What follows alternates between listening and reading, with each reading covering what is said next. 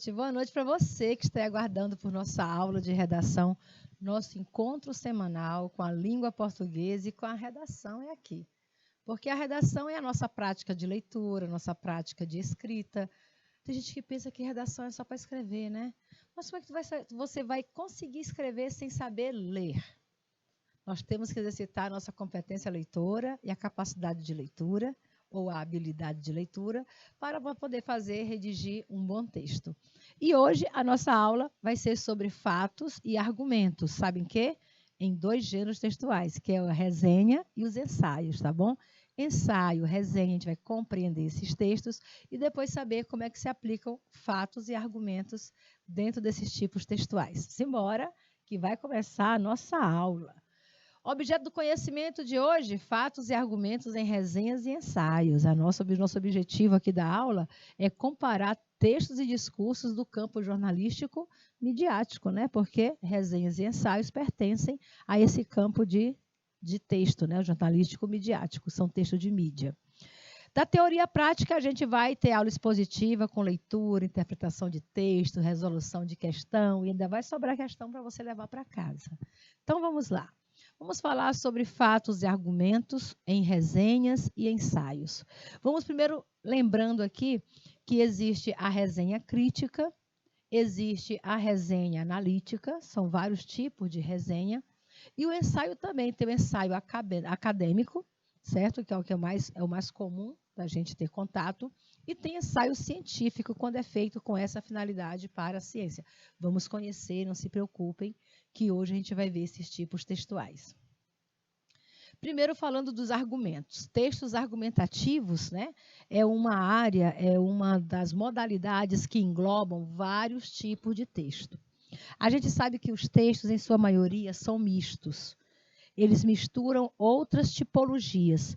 Eu posso ter um texto com a tipologia expositiva, argumentativa, entre outros gêneros.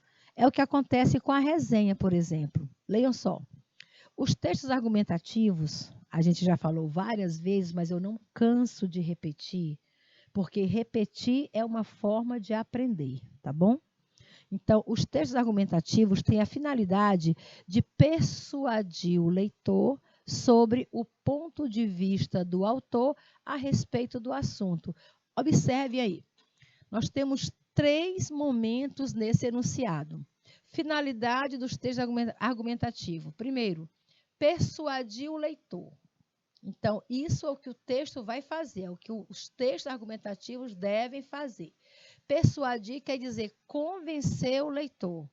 Mas convencer o leitor de quê, professora? Convencê-lo de quê? Persuadi-lo sobre o quê?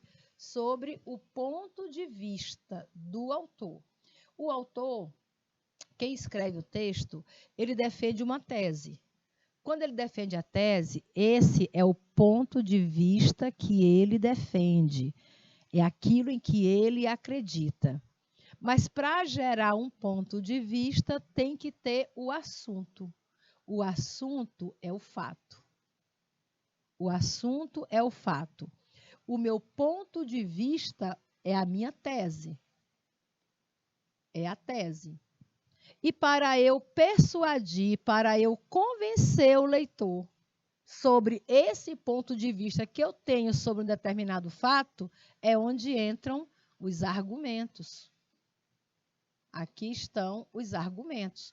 Para eu poder persuadir, convencer alguém sobre o meu ponto de vista de que é válido aquilo que eu estou falando, queridos alunos, é necessário que eu use meus argumentos. Então, aqui você já tem, nós temos o fato, que é o problema, que é a questão que é colocada ao aluno, que é um problema social. O fato é aquilo que é inerente, aquilo que existe e que não pode ser contestado. Então, se o tema da redação é sobre as pessoas que não têm identidade, a falta de certificação, a falta de identificação dos brasileiros, é porque isso é um fato. É porque existem brasileiros, milhares, milhões de brasileiros, que nascem e até morrem sem nenhuma identidade, sem nenhum documento que o reconheça. Ou seja, A redação do Enem, ela não vai trazer nada que seja inventado, não.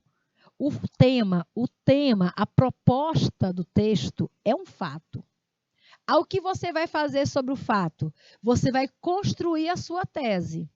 Ou seja, você vai dar a sua opinião, o teu ponto de vista sobre esse problema.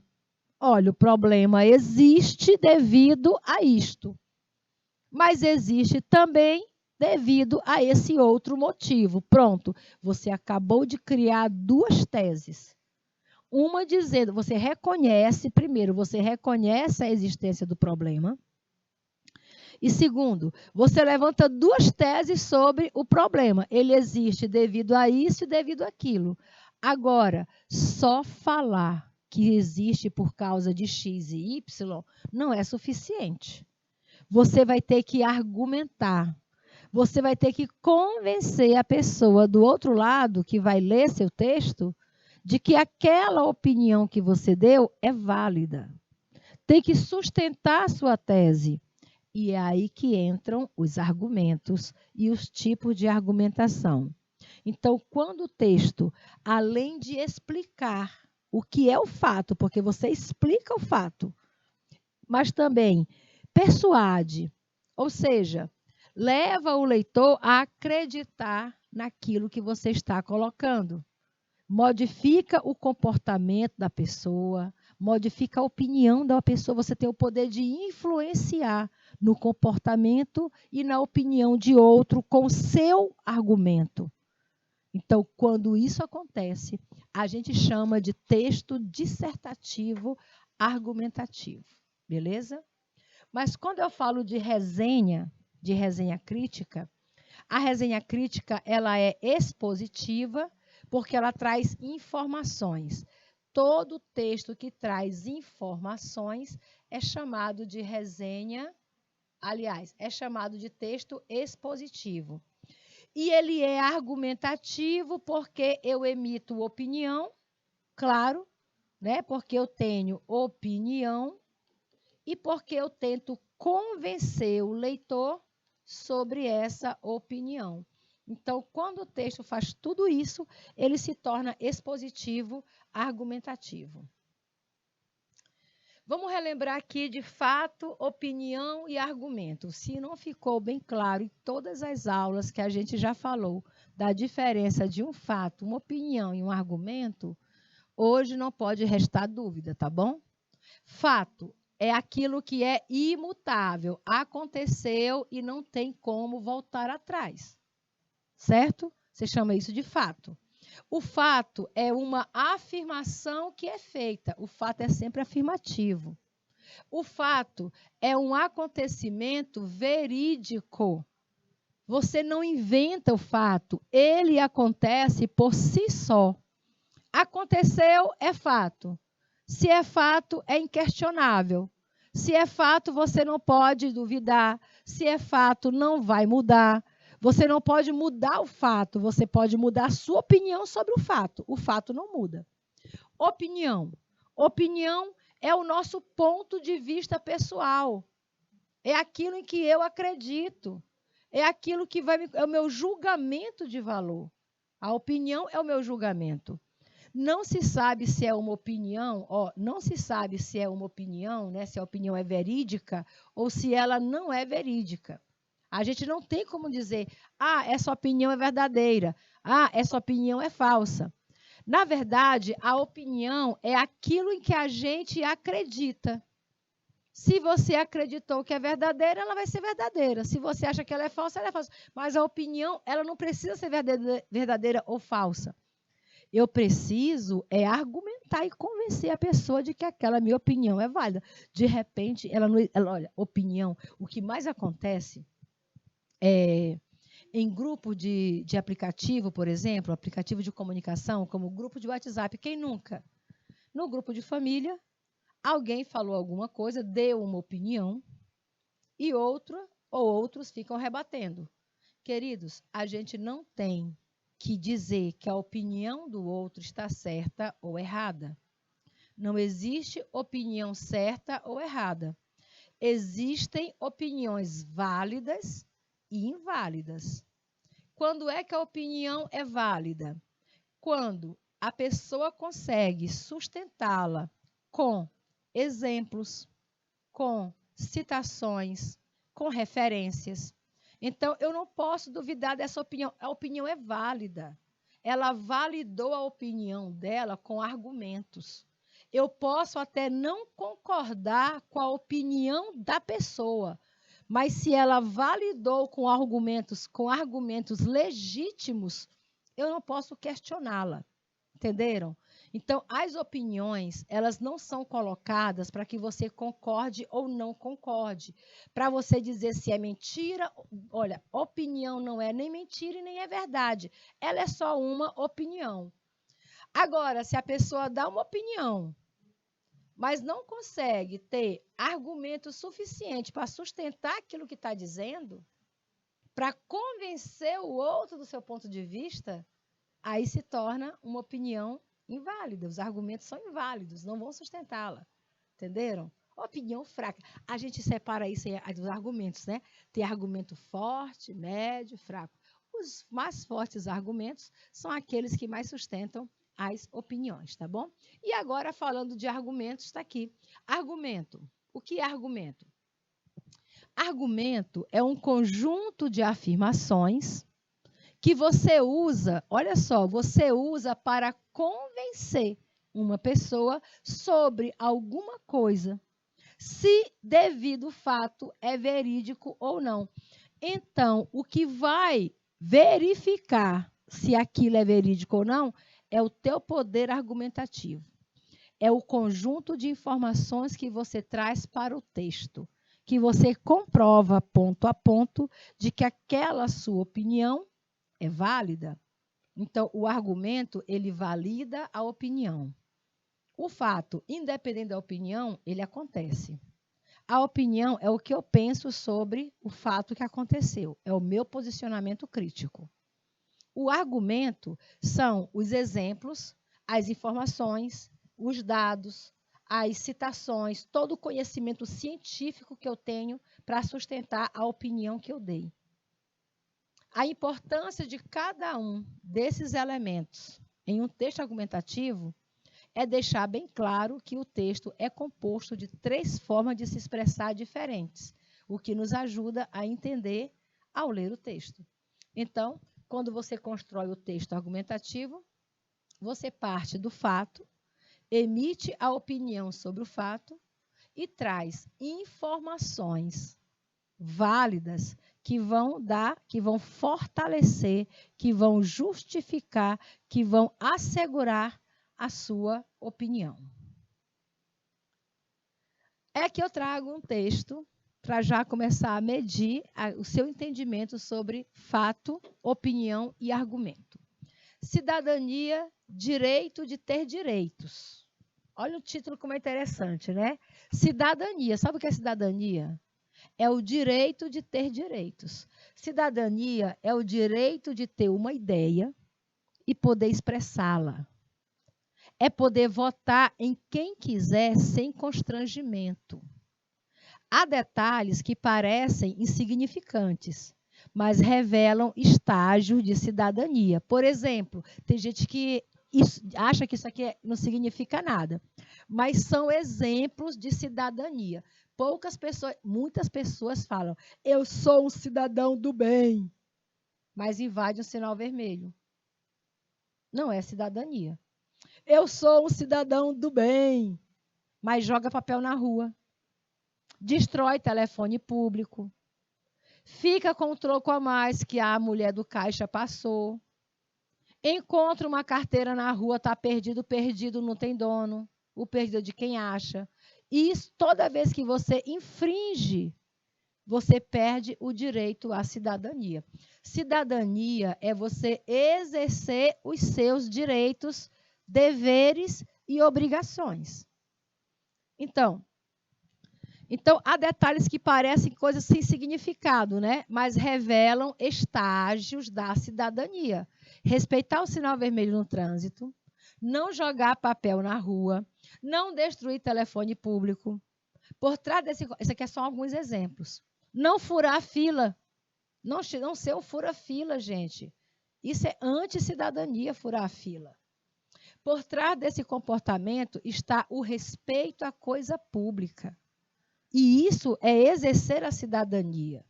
Se eu chego numa escola pública e vejo o aluno riscando a parede, riscando a mesa em que ele senta, só porque o lanche é gratuito, a comida está lá, hoje eu não vou comer biscoito, recebe o biscoito e joga no lixo. Isso é papel de cidadão. Se eu sou professora, educadora e formadora, eu não vou chamar a atenção do aluno para o valor do alimento? O alimento que ele joga no lixo pode ser comido por outro colega que está com mais fome do que ele e que ele poderia ter deixado lá, ter devolvido. Não, é biscoito, tia? Eu não gosto. Eu vou tomar só o suco. Deixava o biscoito. Mas eles recebem e jogam. Na hora que estão indo para a mesinha do refeitório, eles jogam no lixo.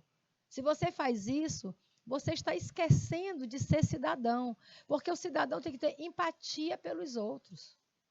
O biscoito que sobra no lanche é redistribuído com os que querem, com os que têm fome, com os que não têm preconceito com comida.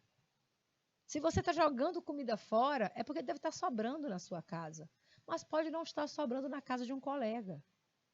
Então, o seu direito termina quando começa o do outro. São pequenas coisas do nosso dia a dia que a gente infringe o famoso cidadão do bem. Sou o cidadão do bem, mas eu chuto o cachorro no meio da rua. Sou o cidadão do bem, mas eu nego um prato de sopa para alguém que passou com fome. Repense. Nós já falamos em outras aulas sobre a fake ethics, que é o falso moralismo, certo? E isso é um espelho do que você é. O que você faz no seu dia a dia é o espelho de quem é você. Não adianta você defender uma bandeira se você então não tem punho tão forte assim para sustentá-la. Então, continuando aqui, foi uma conquista dura, né? A questão de ter direitos, da cidadania, da democracia. Quem acompanha a história do Brasil sabe que foi uma luta dura. Mas muita gente lutou e morreu para que tivéssemos o direito de votar. Quem fala isso é um dos maiores sociólogos dos tempos modernos, né? Que é o Gilberto Damenstein, tá bom? Então, o trecho cidadania é o direito de ter uma ideia e poder expressá-la. Esse trecho é o quê? É um fato, é uma opinião, é um argumento, é um tema ou é uma tese? Professora, me lembra o que é fato? Fato é aquilo que é incontestável. É aquilo que você pesquisa e tem documentação que prova. O fato é aquilo que você não muda. Cidadania é o direito de ter uma ideia e poder expressá-la.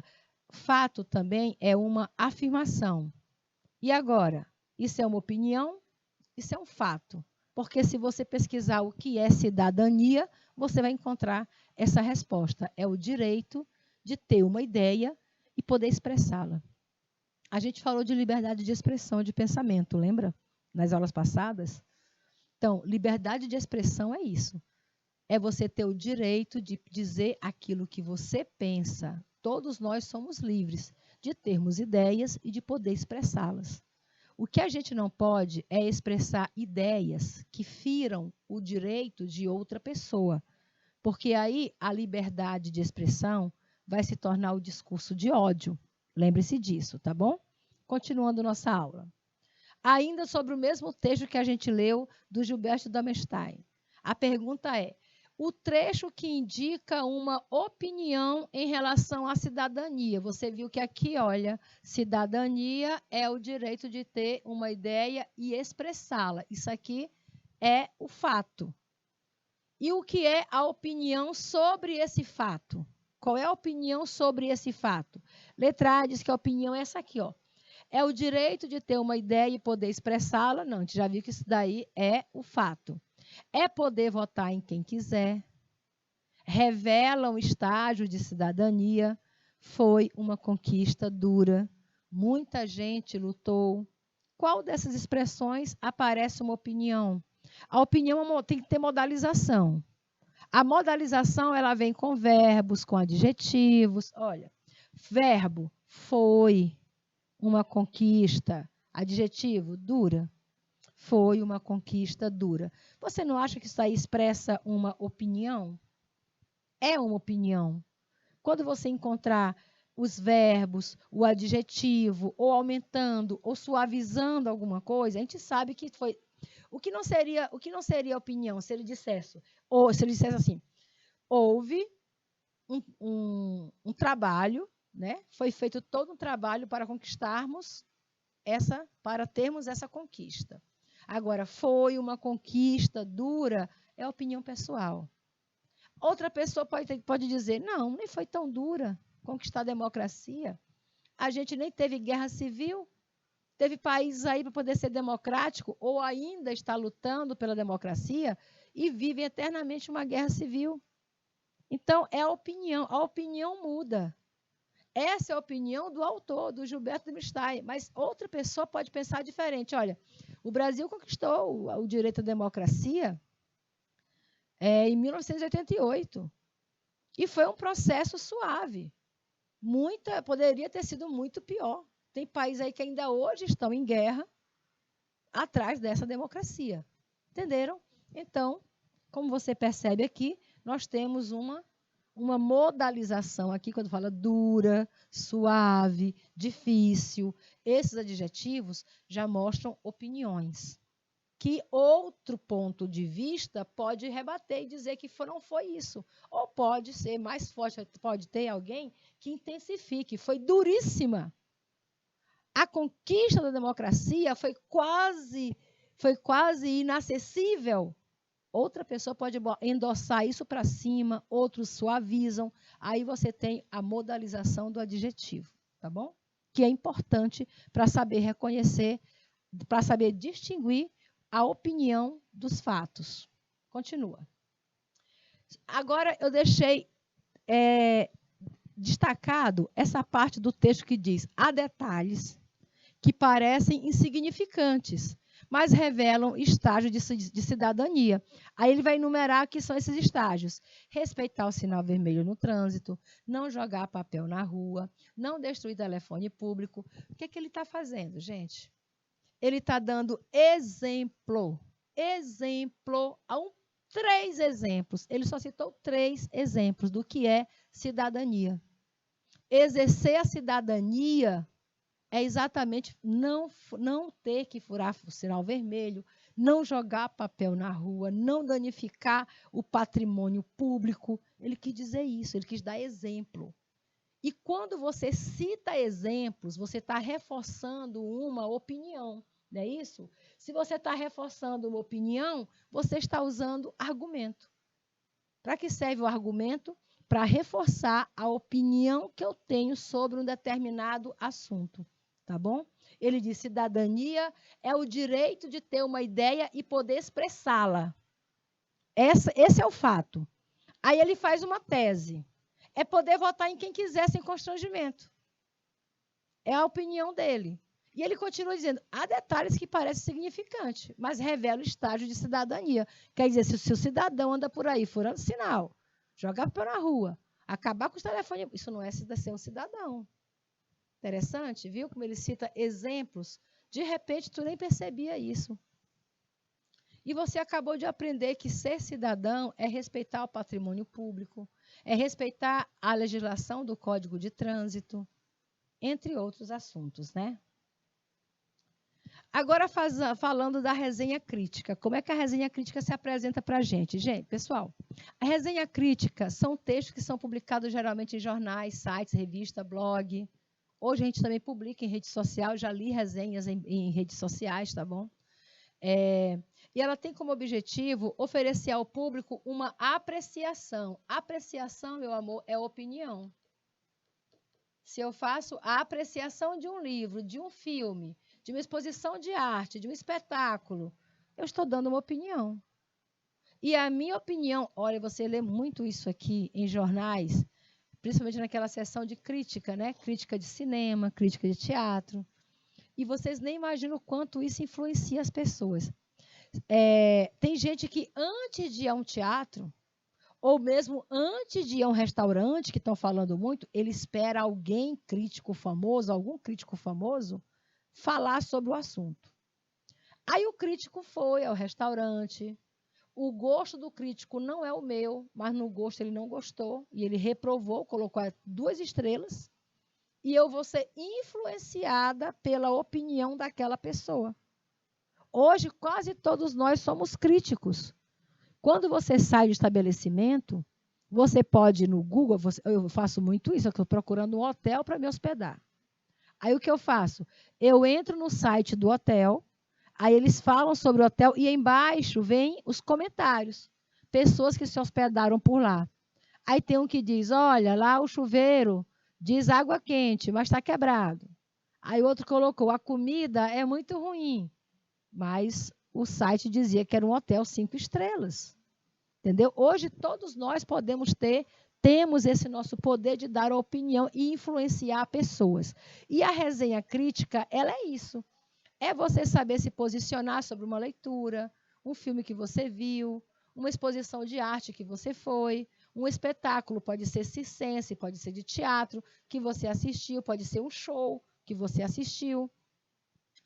A resenha crítica não segue o padrão do texto jornalístico, ela não é igual um texto jornalístico, ela é igual uma notícia, uma reportagem. Né? Porque esses textos eles devem ser objetivos e imparciais, eles não podem dar opinião.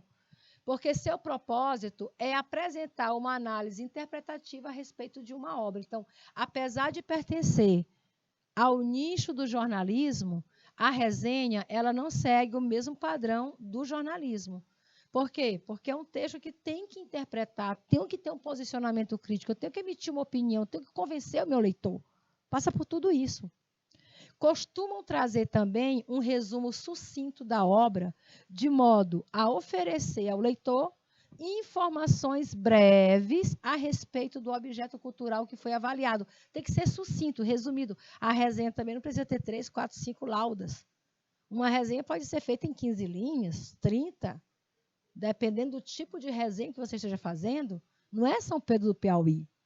Não é isso? É o qual é o outro aí? É o São Pedro do Piauí, principalmente. Não é assim? Então, você não precisa fazer um texto muito longo. É um gênero que a finalidade dele é apreciativa, porque é de opinião, apresenta o julgamento pessoal de um crítico que exerce o papel de avaliador e influenciador de opiniões. Por isso que hoje nós temos muitos influenciadores digitais.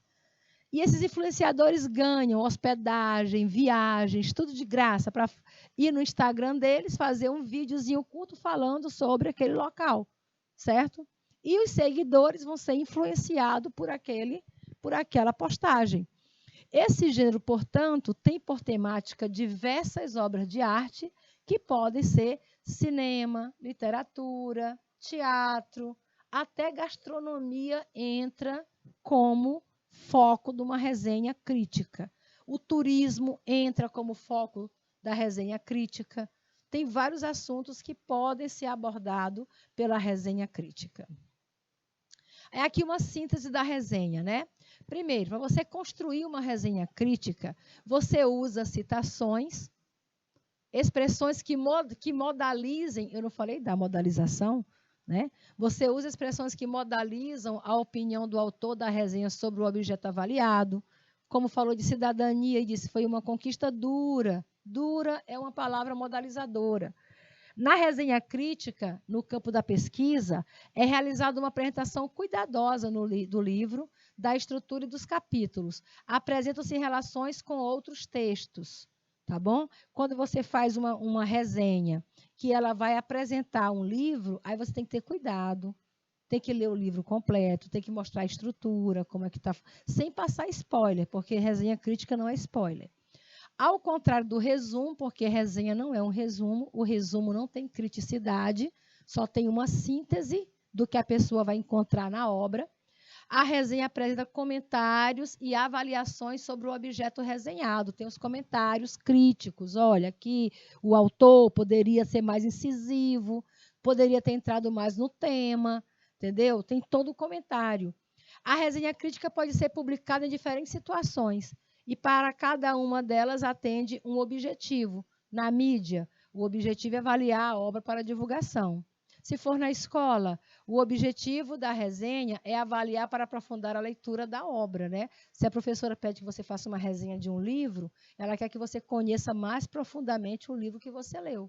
Agora, se você vai para a televisão, para a mídia, falar, eles querem somente que você dê a sua avaliação para divulgar a obra, para divulgar o livro, para divulgar a peça teatral, divulgar o show, entendeu? Aí você vai lá, olha, um show maravilhoso, cheio de efeitos especiais, entendeu? Porque está divulgando. Então, para cada momento, a resenha pode ter uma finalidade diferente.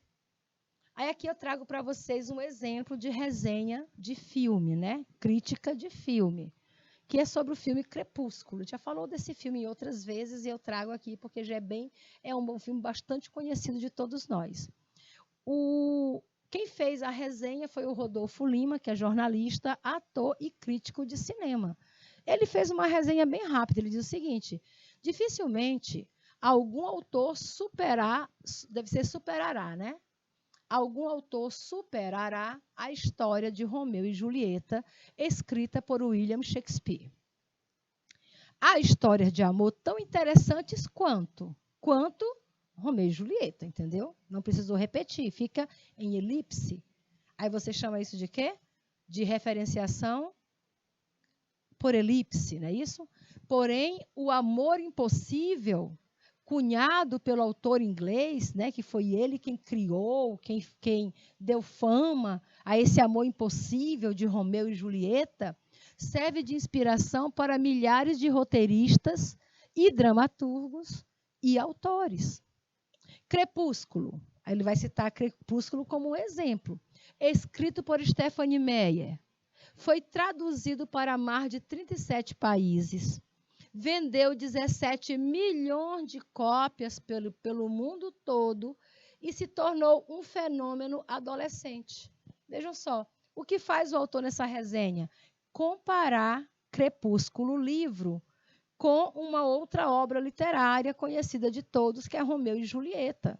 Mas ele fala também do sucesso, que quer dizer, não quer dizer que a Stephenie Meyer tenha superado o William Shakespeare, mas é uma história tão boa quanto a de William Shakespeare. Ele coloca a Stephenie Meyer e o Crepúsculo no mesmo degrau de Romeu e Julieta de William Shakespeare. Está entendendo isso tão bom quanto? É uma comparação de igualdade. Isso é uma crítica negativa ou positiva sobre a obra? Dizer que a obra é tão boa quanto Romeu e Julieta. Rapaz, você escreveu uma história e um crítico literário disser que a minha história, que a minha obra é igual à de Romeu e Julieta, do Shakespeare, com certeza ele me colocou no maior degrau de todos. Isso é uma crítica positiva. Vem comigo, tem mais. Ela diz assim, ele continua falando. Bella, personagem, né? Kristen Stewart no cinema e Edward, Robert Pattinson no cinema, se apaixonam na primeira vez que se olham. Amor à primeira vista. Sempre tem, toda história de amor tem esse amor à primeira vista. Ela fica instigada pela figura exótica, apática e misteriosa do colega de sala. Ele louco para beber o sangue da Bella e novata mortal. Estabelecido o conflito, esse é o conflito. Ela se apaixonou pela figura exótica, aquele homem sem pele, sem cor, branco demais, né? Misterioso, e ele ficou doido para tomar o sangue da Bella. Cada um tem um objetivo diferente com o outro. Aí estabeleceu o conflito. Crepúsculo se mostra um filme atraente e sedutor. A possibilidade de um namoro tradicional não é possível. Edward é vampiro, que se esforça para não precisar de sangue humano. Mas o cheiro de Bella o entorpece e faz com que entre a sedução e o medo de falhar, e o medo de falhar se aproxime da amada. Ele tem medo, né? De falhar assim, na hora, cair na fraqueza e aí cometer a desavença. A principal característica de uma resenha crítica é texto proveniente do universo jornalístico. É uma característica, mas eu quero saber a principal. A principal.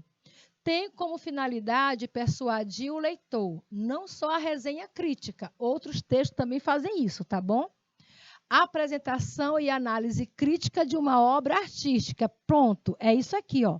Para ser resenha crítica, tem que ter uma apresentação, como o texto fez, apresentou o Crepúsculo e depois fez uma análise crítica de uma obra artística. Essa é uma informação que é própria da resenha crítica. Faz uso de argumentos e informações para defender seu ponto de vista? Sim, mas tem outros textos que também trabalham com essa questão que não seja uma resenha crítica. Prevalecem nela a concisão, a linguagem denotativa e o uso da norma padrão. Sim, mas se eu escrever, por exemplo, uma sinopse, eu também vou ter essa mesma característica. Entendeu? Mas a sinopse não faz a apresentação e análise crítica de uma obra artística. Por isso que a letra C é a principal característica da resenha. O que diferencia resenha crítica de notícia? Vocês sabem a diferença entre resenha crítica e notícia? Letra A. A resenha apresenta regramento. Gente, o que apresenta regramento é o debate. Nem a notícia, nem a crítica. A notícia tem base em opiniões. Nunca a notícia se baseia em fatos e não em opiniões. Resenha crítica é impessoal. Não. A partir do momento que eu vou dar a minha opinião com relação a uma obra, ela não pode ser impessoal. Eu estou marcando aqui as palavras que a gente chama de destratores, né? Destratores, que vão fazer com que a alternativa esteja errada. Letra D. Notícia apresenta fatos sem a intervenção do emissor.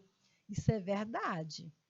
Na notícia, o jornalista, o repórter, olha, por que ele é chamado de repórter? Porque a função dele é reportar um acontecimento sem interferir nele. Ele não pode intervir. Ele não pode dizer a opinião dele sobre um acontecimento, somente passar.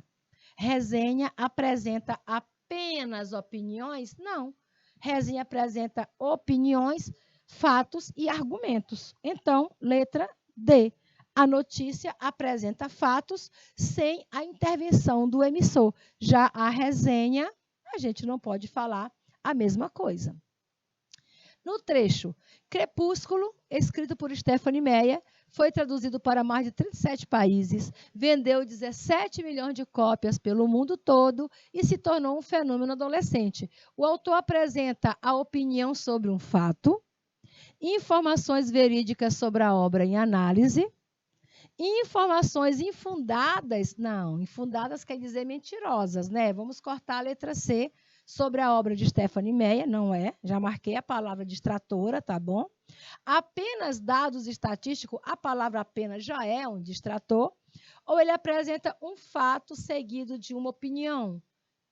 Um fato seguido de uma opinião. O que é que vocês acham? Ele apresenta um fato seguido de uma opinião. Primeiro, é realmente um livro que foi bastante vendido, 17 milhões de cópias, mas quando ele diz se tornou um fenômeno, né? E no mundo todo, aqui já tem modalizador, ó, mundo todo, gente, pelo mundo todo já é um modalizador, já é um exagero, né? 37 países não representa o mundo todo. Então, é um fato seguido de uma opinião. De acordo com o que você pôde observar, o autor faz uma avaliação positiva do filme, baseado na obra de Stephanie Meyer. Ele foi imparcial, para ser resenha não se pode ser imparcial, marca o detrator. Uma avaliação negativa, ora, se ele comparou com William Shakespeare, amor, não pode ter sido negativa. Ambivalente, aponta lados positivos e lados negativos, ele só apontou coisas boas, né?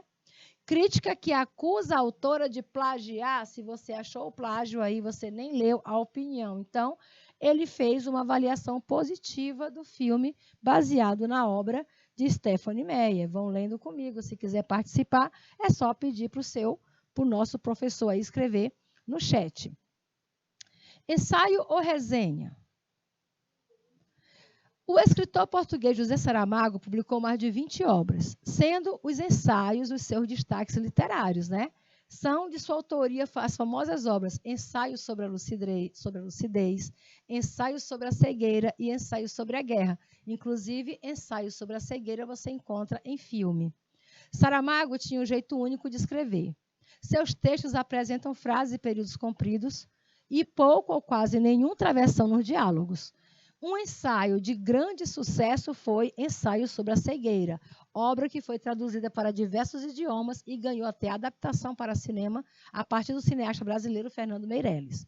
Na obra Ensaio sobre a Cegueira, publicada em 95, Saramago critica os problemas sociais e as relações humanas. Gente, você lê a obra, você jura que ele está falando da pandemia que nós passamos agora. A cegueira presente no enredo é uma metáfora para a falta de visão das pessoas para os problemas do cotidiano. Assim, ele demonstra, metaforicamente, a natureza humana e o desinteresse pelo coletivo.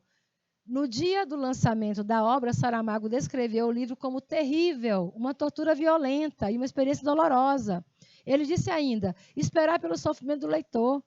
O motivo de tanta depreciação parte do que é descrito nos seus textos. Ele debruçou-se sobre o egoísmo humano, a inércia das pessoas e os problemas sociais enfrentados. Esta obra deu sucessão para o livro Ensaio sobre a Lucidez, publicado em 2004, em que José Saramago aborda sua visão sobre o voto em branco com críticas implícitas às instituições políticas. Ele o faz por meio dos mesmos personagens do livro Ensaio sobre a Cegueira. O que você viu aqui foi um exemplo de ensaio, que, como você observa, é mais profundo, mais minucioso do que a resenha crítica. A gente continua na próxima aula, tá bom? Uma boa noite para você, uma boa semana e até segunda-feira.